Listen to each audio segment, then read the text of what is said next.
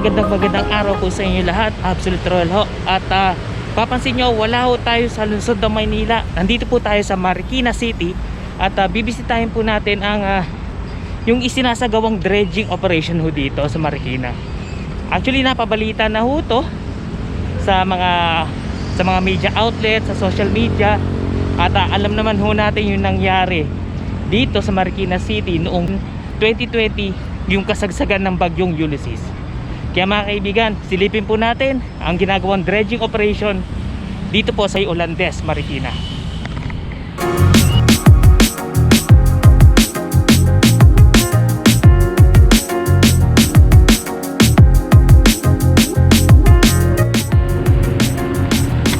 Okay mga kaibigan, nandito na tayo sa Ulandes. Dito pa rin po sa lungsod ng Marikina.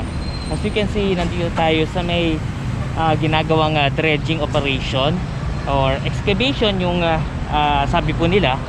Dahil nga po mga kaibigan, magbabalik tanaw lang ho tayo nung 2020, kung hindi ako nagkakamali is November, nung kasagsagan ng Bagyong Ulysses. Talagang itong Marikina City is talagang lubang tinamaan ng pagbaha. Itong Marikina River, kung makikita nyo, yan po yung Marikina River. Mahaba-haba po yan. Hanggang doon po, doon pa, malayo pa ho yan. Tapos ito kasi mga kaibigan, sa bandang kanan po natin is papuntang Pasig na po yan. Talagang marami po sa ating mga kababayan is nilubog po. Lumubog po sa baha. Dahil nga po doon sa Bagyong Ulysses. At itong Marikina River is tumaas.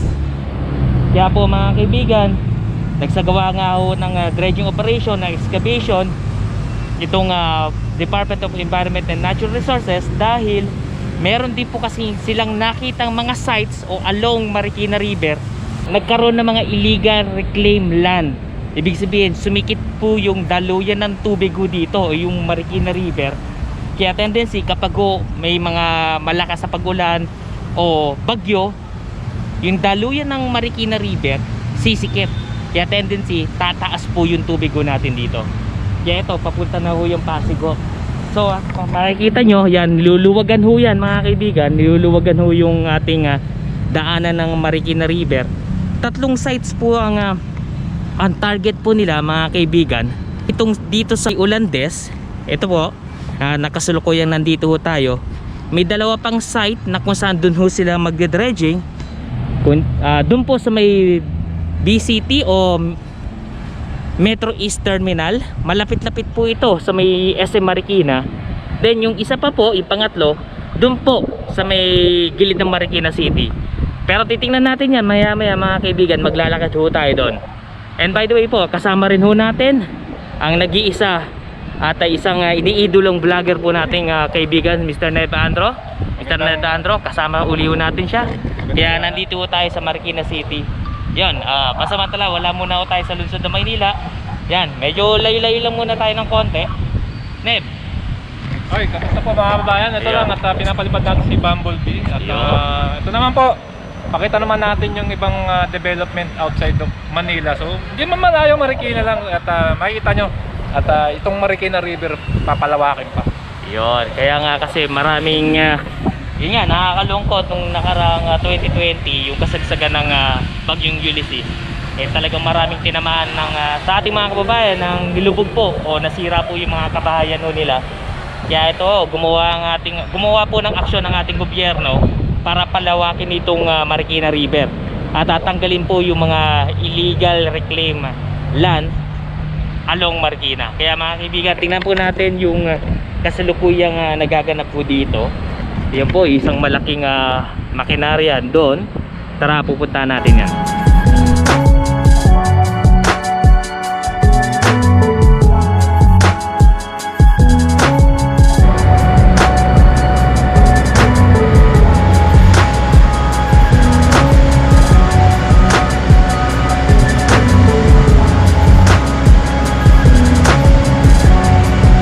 Yan po, yung Marikina River Restoration Launch noong February 17, 2021 ho. Nandito po ang ating mga different ahensya, Department of Environment and Natural Resources, I think MMDA kasama rin ho dito.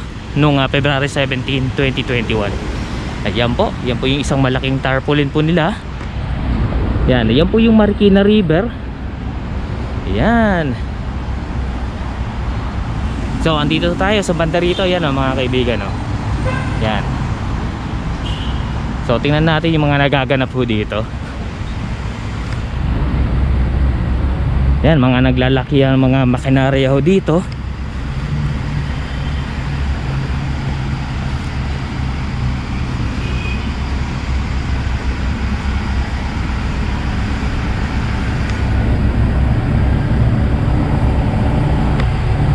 Laki, grabe oh. Yan, in action na po. In action na po ang ating mga makinarya. Yan, ongoing na po.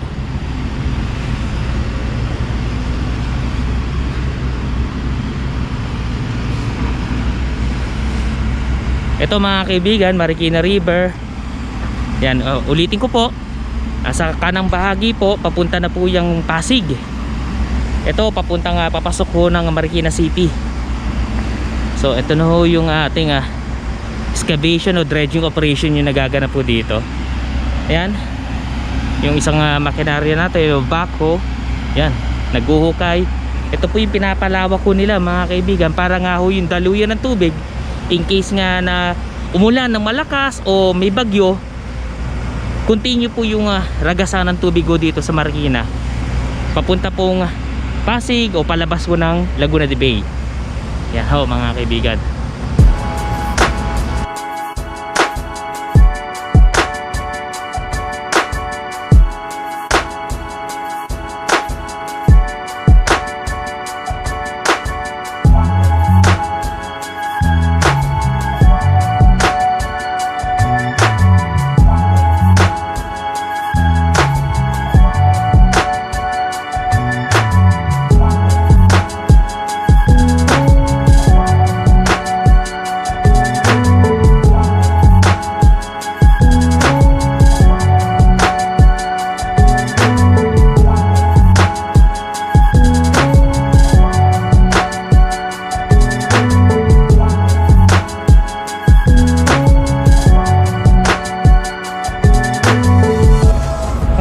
Kaibigan, ngayon nakita niyo na po kung ano na po ang situation ho dito. Ayun nga, kung saan nag-excavate o nagde-dredging na po ang ating mga kawani ho dito na para lawakan itong Marikina River. As you can see, yan po yung mga naglalakihan nating mga makinarya. Yan po. At mga kaibigan, samahan nyo ako, lalakarin po natin itong riverside ng Marikina, na kung saan meron pong sinabi ang Department of Environment and Natural Resources na bukod po dito sa kinakatayuan ko, meron pa pong dalawang site na kung saan na kinakailangan pong lawakan. Ito po yung East Metro o Metro East side. Dito pa rin po sa Marikina City. At yung isa po bandang SM Marikina. Kaya po mga kaibigan, samahan nyo po ako, lalakarin po natin itong riverside. Ako mga kaibigan, kapag napadaan ho kayo dito sa may Marikina, may riverside, nako, grabe. Sa may riverbank pala mga kaibigan, sobrang ganda po. Kaya mga kaibigan, samahan nyo ako.